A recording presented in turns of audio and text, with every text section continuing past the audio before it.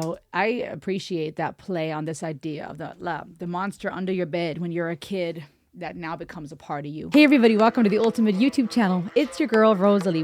This is so freaking powerful. Guess what time it is. Let's keep this short and simple, but I had to come on here.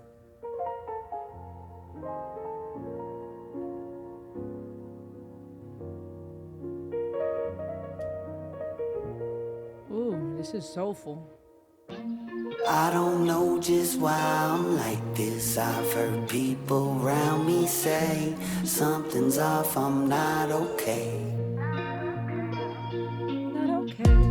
Cause that darkness I keep bottled up is seeped into my veins. So I let the monster out the cage.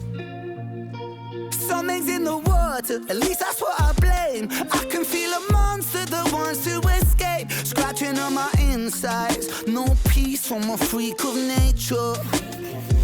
Cause recently my thoughts are driving me insane, pulling me apart by the seams in my brain, rolling on my windpipe. Wake the beast, time to meet your maker.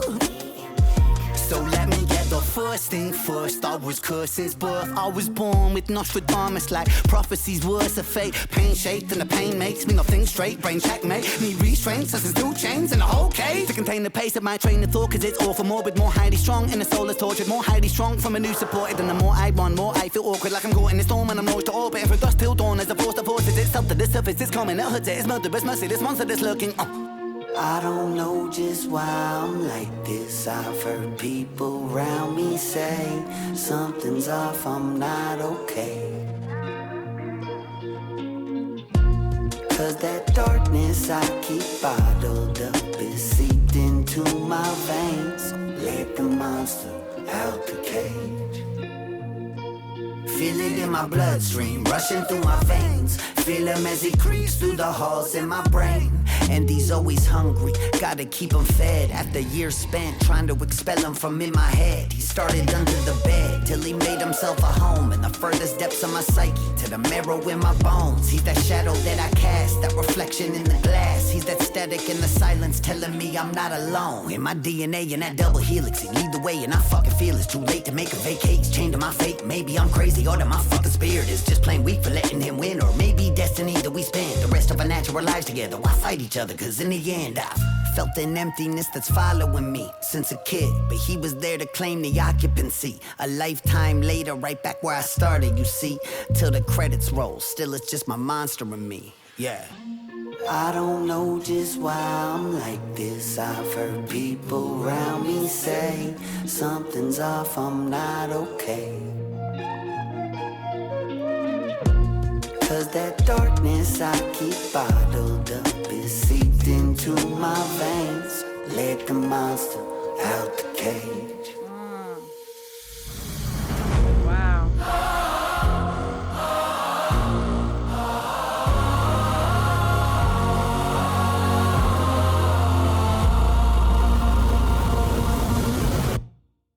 I appreciate that play on this idea of the monster under your bed when you're a kid that now becomes a part of you. You get older and you start feeling like this is a part of me. There was a void, an emptiness I felt, and that thing took over. It filled that void. It's me and my monster. That second nature part of me, that thing deep inside of me. Maybe it's time to let it out. I think there's a whole lot we could talk about here about mental health. People that feel like there's something they just can't quite shake, and trying to understand if that's some type of external force. You know, in spirituality or religion, we might look at it as some dark energy or a demon or something.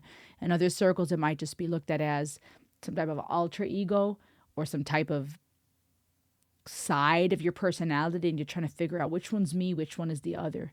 I think it's something that more people than we realize think about and struggle with. Who am I really? And are these doubts that I have, the darkness in me, this side of me, that monster, if you will, is that part of who I am, or something that I'm trying to fight? Maybe I'm not strong enough and I'm weak for letting him in. Very interesting conversation. But it fits to this whole asylum idea, this whole feeling of mental health struggles, trying to figure out who you are and why you feel so different. I think a lot of people can relate to this song, but this album as a whole, because it's a conversation about feeling different, trying to find your place in this world and figure out who you are. Am I my good? Am I my bad? Am I all of the above? Really interesting, y'all. Mason Jar is next. This is interesting, man. They got some interesting projects on this album.